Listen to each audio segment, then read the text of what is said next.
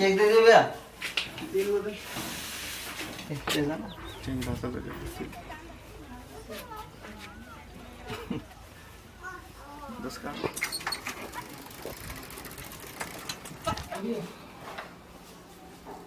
Net चल।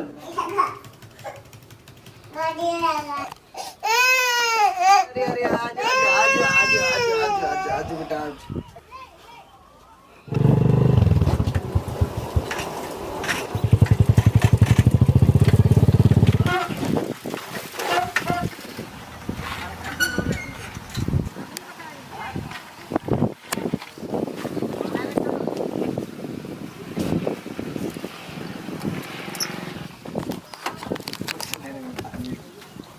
सरकारी तंत्र के गलत नीतियों से जूझ रहे एक और दिव्यांग से भी हम जुड़ चुके हैं। बहुत बहुत स्वागत करते हैं हम हमारे YouTube चैनल द रियल ज़िंदगी में। तो उम्मीद करता हूं आप सब ठीक होंगे। तो चलिए आप सबों को रूबरू कराते हैं डुमचांच प्रखंड के बगरीडीह ग्राम के मिस्टर पंकज कुमार से। इनसे जानते हैं कि इन्हें किन किन परेशानियों का सामना करना पड़ रहा है। तो पंकज जी कैसे हैं आप? जी बढ़िया। आपकी क्वालिफिकेशन कितनी तक है? जी ग्रेजुएशन। ग्रेजुएशन। तो अभी आप कर क्या रहे हैं? CSC चला रहे हैं। अच्छा, घर पे CSC चला रहे छोटा मोटा। जैसा कि अभी आपने बताया कि मेरी क्वालिफिकेशन ग्रेजुएशन तक हो गई, तो आपने जॉब्स वगैरह का ट्राई नहीं किया था क्या? जी ट्राई बहुत किए थे। लोग पेपर में तो मेंशन बहुत कुछ रहता है, ठीक है, लेकिन वहाँ जब एक्चुअली जब पॉइंट पे जाने के बाद लोग को सुविधा नहीं मिल पाता है और किसी न किसी कारणों की वजह से फिर लोग को पीछे हटना पड़ता है। अब प्राइवेट सेक्टर में आपने ट्राई नहीं किया? जी प्राइवेट सेक्टर में बहुत किया। मैंने सबसे पहले हरिद्वार में गए थे। वहाँ पे एक फैक्ट्री थी, उसमें से जो होंडा वगैरह का व्हील वगैरह बनता है और मेटल वाला जो भी पार्ट्स वहीं बनती थी। तो वहाँ पे मैनेजर के लिए गए, तो वहाँ भी नहीं हुआ, बोला कि फुल है आदमी। उसके बाद रामपुर गए, वहाँ से भी रिटर्न आए। उसके बाद केरला गए, बेंगलोर गए तो फ्लिपकार्ट में इंटरव्यू देने के बाद बोला सब कुछ ठीक है, लेकिन बोला बेटा तुम्हारी तो हैंडीकैप्ड है और हैंडीकैप्ड लोग मेरे अलाउ नहीं है। PMG दिशा के तहत काम करने डाल्टनगंज, वहाँ भी मैंने गए तो जॉब किए, मतलब 4-5 दिन काम किए। उसके बाद काम नहीं किए वहाँ पे। जैसे गए तो वो बोले कि ठीक है आप रूम में रहो, उसके बाद हम तुम्हारा जॉब के लिए हम देखते हैं, हम खुद आके बात करते हैं। उसके बाद सब तो जा रहे थे सर्टिफिकेशन के लिए, लेकिन हमको कोई नहीं ले जा रहा था, बस रूम में रहे। उसके बाद रूम से ही बोला, वो मतलब डायरेक्ट नहीं कह रहा था कि तुम चले जाओ, लेकिन इनडायरेक्ट रूप से कह रहा था कि तुम चले जाओ। वो बोल रहा था तुम्हारे लिए गाँव में ही काम देख लेंगे। तो हम समझ गए कि क्या कहना चाह रहा है। उसके बाद बोले ठीक है, फिर वो आ गए। उसके बाद ना ही उधर से कोई कॉल ना और कुछ। रोज़गार जो ट्रेनिंग सेंटर है तिलैया में, वहाँ से भी मैंने पैसा दिया था, उसी के तहत गए थे। तो वहाँ से भी कोई दोबारा कॉल आना बंद हो गया। जो पैसा दिए थे वो भी ख़त्म, कॉल भी आना बंद हो गया। ये जैसे कि आपका जो ये देख पा रहे हैं पैर की स्थिति, ये बचपन से थी या बाद में भी कोई घटने में? जी नहीं, बचपन से नहीं थी। जन्म से 2 साल के बाद पैरालिसिस हुआ, बाद में फिर एक्सीडेंट हुआ था। अच्छा, पैरालिसिस थे, इसके बाद आपके साथ एक और दुर्घटना हो गई? जी हाँ। अच्छा, कैसे कहाँ हुई थी एक्सीडेंट? नीरू पहाड़ी से पहले चाँदगर पुल के पास। कैसे हुआ था?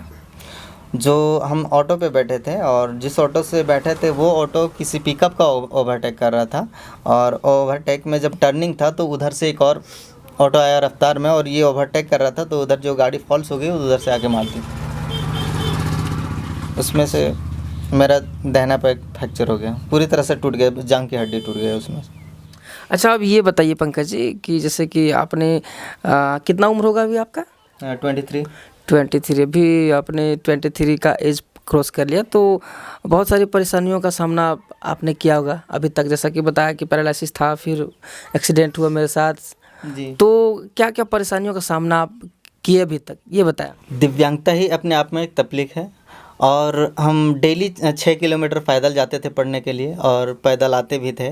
जाते समय पैर दुखता था तो मतलब कुछ देर रुक जाते थे, चलते चलते मतलब हिम्मत नहीं होता था कि आगे बढ़ें, लेकिन कुछ देर रुक जाने के बाद फिर से चलते थे, ताकि अगर आज हम नहीं गए पढ़ने तो क्या होगा कि हम पीछे रह जाएंगे और कहीं ना कहीं दुनिया मुझे प्रताड़ित करेगी। और आज वही मेरे साथ हो भी रहा है। कोई किसी का सपोर्ट नहीं, जो भी अगर काम करना है तो खुद के दम से करना है, और फैमिली भी मुझे कोई ख़ास सपोर्ट नहीं कर रही है। और खास करके ना मेरा भाई, ना बहन, ना माँ बाप। जब एक लेवल हुआ, पढ़ाई मैंने कंप्लीट किया और कंप्लीट करने के बाद जैसे मैंने सोचा कि आगे हम कुछ करेंगे, तो मेरे घर से आ गया प्रेशर कि तुम शादी करो।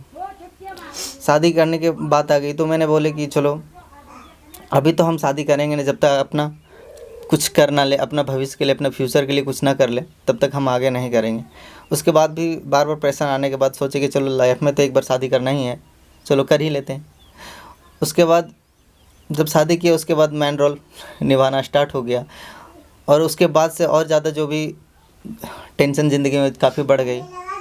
उसके बाद शादी मेरा हुआ, और शादी होने से मेरा 2 बच्चे हैं अभी। चाहेंगे कि हमारे झारखंड में खास करके दिव्यांगों की स्थिति क्या है? सरकार जो है दिव्यांगों को व्यवस्था सही रूप से दे पा रही है या नहीं दे पा रही है? जी, हेमंत सरकार ने मेंशन किया था कि दिव्यांगों का 2,500 रुपये पेंशन कर दूंगा, हज़ार के बजाय। तो अभी तक उनका कार्यकाल भी ख़त्म हो गया और अभी तक कोई उनका सुनवाई नहीं हो पाया है। ये बात तो मैं जहाँ जा रहा हूँ सारे लोगों से ये बात सुन पा रहा हूँ कि गवर्नमेंट ने जब ये इनकी सरकार नहीं थी तब चुनावी घोषणा में ये घोषणा करते थे कि हमारी सरकार जब भी आएगी तो 1,000 की जगह पे हम 2,500 पेंशन देंगे। लेकिन उनका कार्यकाल लगभग 2.5 साल ख़त्म हो चुकी है और अभी तक लागू नहीं किए। वो सिर्फ पेपरबाजी थी, हम ये करेंगे वो करेंगे हमारी सत्ता आएगी तो, लेकिन अभी तक वो पूरा नहीं किए हैं। तो मैं भी सरकार से दरख्वास्त करूँगा कि इन लोगों की बातों को अपने संज्ञान में लें और अतिशीघ्र, ज़्यादा कुछ नहीं तो कम से कम इनका पेंशन बढ़ा दें, क्योंकि कितना दिन ये घर परिवार के ऊपर डिपेंड रहेंगे। 1,000 से आपको भी पता है कि इनका कुछ होना है नहीं। तो अगर सचमुच में आपको इन लोगों की समस्या लगती है तो इनकी बातों को संज्ञान में लें और पेंशन को अतिशीघ्र बढ़ाएं। तो हमारी वीडियो अगर आप सबको अच्छा लग रहा है तो कमेंट करके ज़रूर बताएं, इसे लाइक ज़रूर करें और शेयर करना ना भूलें, क्योंकि इन सारे लोगों का मुद्दा अगर आप शेयर करेंगे तो ही गवर्नमेंट तक पहुंच सकेगी, ज़्यादा लोगों तक पहुंच सकेगी, इसलिए इसे शेयर करना बहुत ज़रूरी है। और हाँ, चैनल को सब्सक्राइब जरूर कर लें, क्योंकि इसी तरह का इंप्रेसिंग और इंटरेस्टिंग वीडियो हम लगातार आपके तक लाते रहेंगे। तो उम्मीद करता हूँ आप सब अच्छे होंगे। तो मिलते हैं फिर किसी नए इंटरेस्टिंग और इंप्रेसिंग वीडियो में। तो आज के लिए बस इतना ही, टाटा बाय बाय।